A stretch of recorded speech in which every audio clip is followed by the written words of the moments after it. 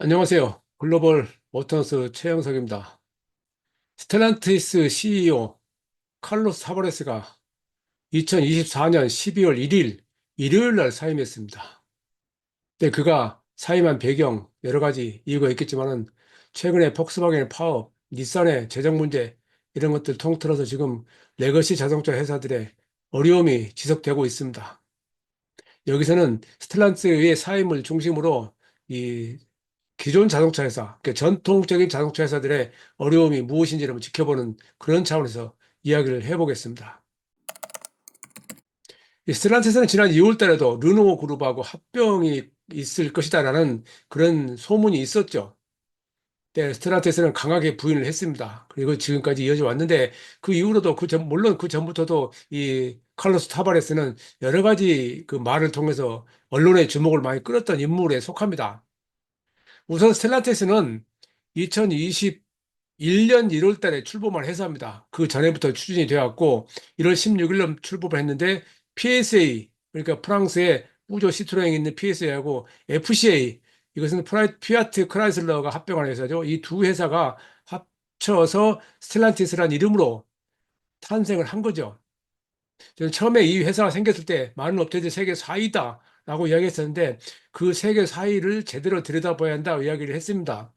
우선 문제 삼는 것은 제가 문제 삼았던 것은 포트폴리오였습니다.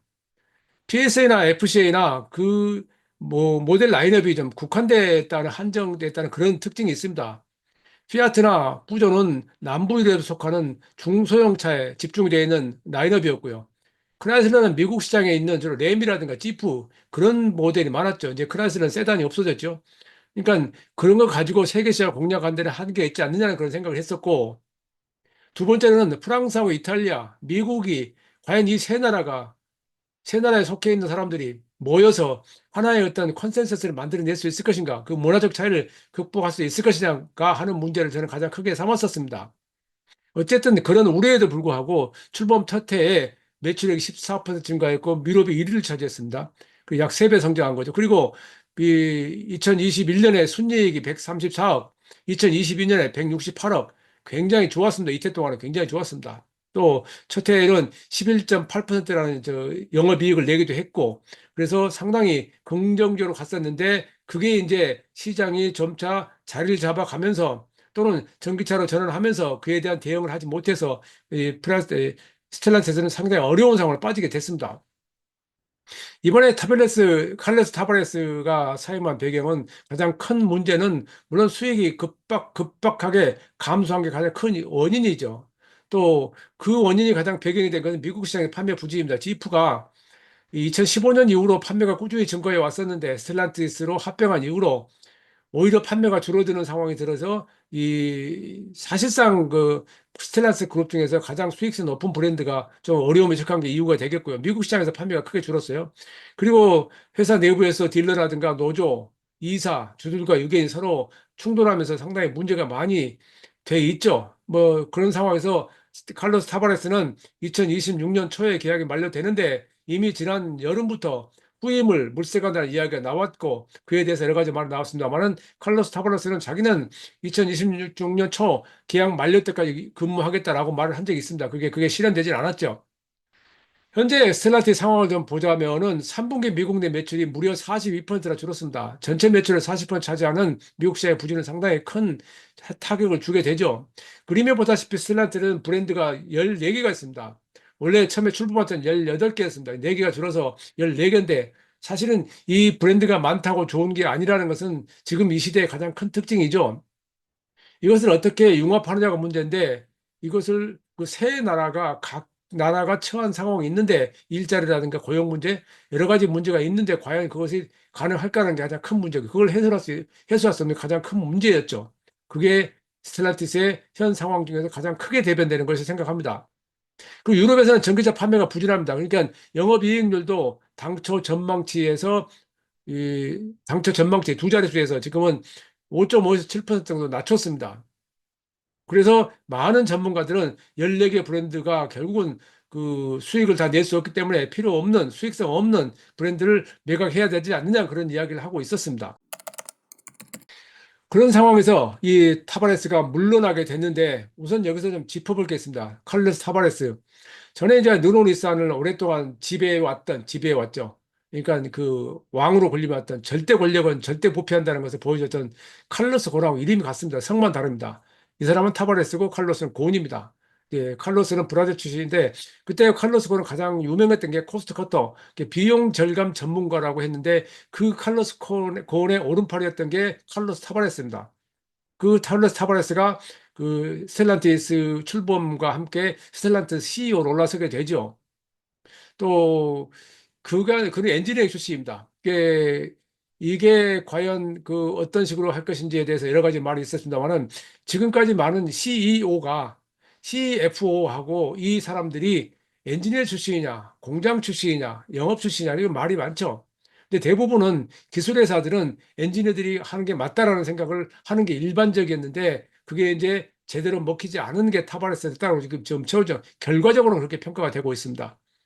어쨌든 이 FCA하고 이 PSA가 합병하면서 출범한 이 스테나틱스 그룹을 처음에는 그런 대로 그 시너지 효과를 냈다라고 평가를 받았는데 3년째 되면서 들어졌고 2024년 되면서 상당히 급박하게 떨어지면서 결국 CEO 사임까지 가게 된 겁니다. 근데 그 배경에 이 칼로스 타바레스의 경영 마인드가 문제가 있다는 지적이 많이 나왔죠. 이제 그가 했던 말 중에서 가장 유명한 게 전기차에 관한 것 중에서 저가 전기차 공세 때문에 자동차 업체가 피바다가 될 것이다. 블러드베스 영어로 그렇게 표현을 했어요. 그런데 전기차는 만능 해결책이 아니다. 배터리 기술의 혁신이 필요하다. 원자재 부족 문제 해결할 수 있느냐? 환경 영향을 제고해야 된다. 뭐 여러 가지 상당히 그 시장을 꿰뚫어 보는 이야기를 분명히 하고 있습니다. 해왔습니다. 그가 생각했던 것들은 우선은 그 상당히 수소에도 관심을 많이 끌었었는데요. 그가 한 역할 중에서 저는 가장 그 주목을 끌었던 게 2021년에 대만의 폭스폰하고 모바일 드라이버라고 하는 합작에서 설립한 것을 저는 꼽습니다. 거기에서 차체 플랫폼, 디지털 셰시 이것을 만들어 가겠다 하고 합작을 통해서 그때 합의를 했습니다. 이게 천문학적인 비용을 줄이기 위해서 가장 중요하다는 것을 그는 알고 있었죠. 그래서 폭스콘은 별도로 설명을 드렸습니다만은 2020년에 MIH라고 하는 차체 플랫폼하고 EE 아키텍처, 전기전자 아키텍처를 별도 개발해서 이 필요한 회사 이걸 판매하겠다라고 했습니다. 그래서 지금 스텔란티스의 STLA, 뭐 스몰, 미디엄, 라지라고 하는 또 최근에 이 프레임이라고 하는 플랫폼까지 나왔는데 이 플랫폼들이 폭스폰의 MIH 플랫폼 베이스를 한 겁니다. 이 소프트웨어 플랫폼도 마찬가지로 폭스콘 것을 유용한 것이고 그걸 이제 스텔란티스식으로 바꾼 거죠.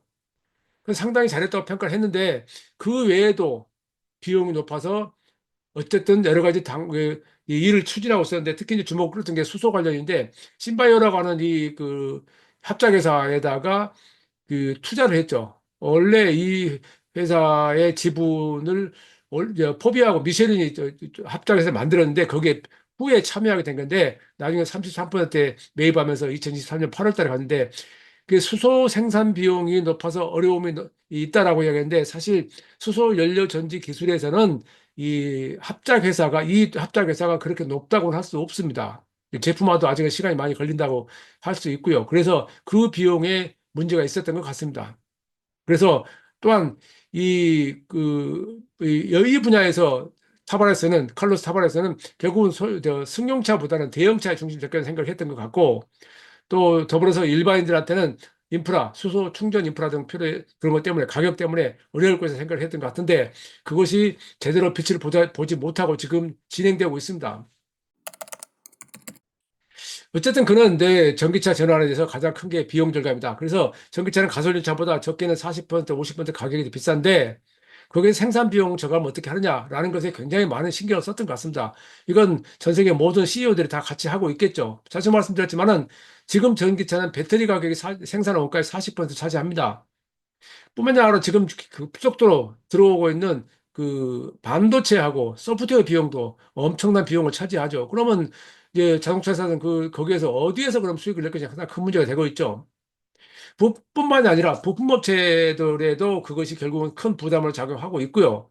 그래서 지금 글로벌 메이커들은 전통적인 나라보다는 이제 제3국, 인도나 터키, 모로코, 멕시코 등에서 새로운 뭐 공급처 의존을 하려고 하고 있는데 그게 쉽지 않죠. 특히 전기차에서는 이 배터리 관련 원자재 공급에서 중국의 손에서 벗어날 수 없다는 게 지금 가장 큰 문제로 부각되고 있습니다. 이런 상황에서 스텔란티는 여러 가지 법적 분쟁에 시달리고 있습니다. 그 주주들로부터 주가 조작 혐의로 소송을 당하고 있는 그런 것들 포함해서 공급업체들하고도 당연히 재정 분쟁이 있겠죠. 여러 가지 문제가 생기겠죠. 미국의 오클랜드에서는 오클랜드 카운티하고도 그 법적 분쟁을 하고 있고요.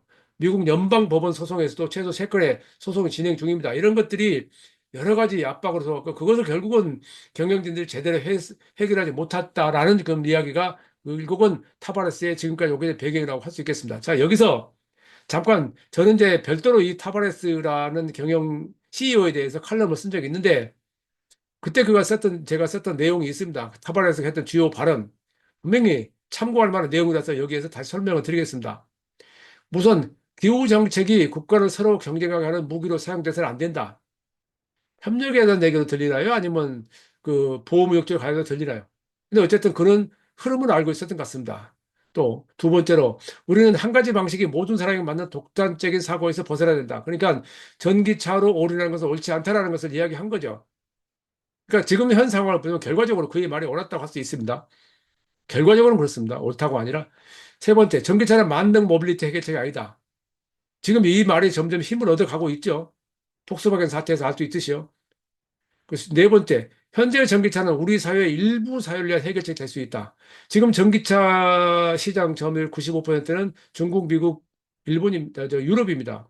그러니까 190, 200개 가까운 전 세계 나라에서 전기차가 지금처럼 이렇게 시끄러운 데가 없다는 얘기를 하고 있는 거죠. 다섯 번째로 전기차 배터리가 향후 10년 동안 무게를 절반으로 줄이기 위해서는 화학적 측면에서 매우 중요한 돌파가 필요하다. 그러니까 지금으로는 안 된다는 얘기입니다. 리튬이온 배터리 지금 무게를 300, 600kg 정도로 높여서 이 에너지 밀도가 안 된다는 얘기를 하고 있는 겁니다. 그래서 현대 배터리 택을 만드는 데 필요한 1000파운드의 원자재는 환경적 관점에서 매우 합리적이지 않다라는 이야기를 하고 있습니다. 이게 역시 엔지니어 출신답게 내용을 제대로 꿰뚫고 있다고 할 수 있고 또 이제 말했던 게 에너지 밀도에 대한 얘기도 했었고요. 원자재 사용량을 최소 50을 줄여야 된다. 대책은 다 갖고 있었죠. 어떻게 하느냐가 문제가 되는데 그 어떻게 하느냐가 정치에 걸려 있는 겁니다. 또 수소 문제에 대해서도 상당히 쟁점이 되고 이 당장의 그 승용차보다는 대형차에 적용이 될 거다 그런 생각을 그는 가지고 있었던 것 같습니다. 어쨌든 이런 이슈 그의 발언을 통해서 칼럼을 쓴 적이 있었는데 상당히 참고할 것이 많았다고 저는 생각을 했었습니다. 어쨌든 현 상황에서 그렇다면 우리는 어떤 상황에 처했는가? 자동차 업계는 어떻게 처했는가? 우선 필요한 것은 전기차 기술 혁신이라고 할 수 있겠죠. 기술 혁신 속에는 비용 절감이 들어갑니다. 자동차라면 비용 절감의 역사입니다. 근데 이 기술 혁신을 해야 된다는 게 뭔가?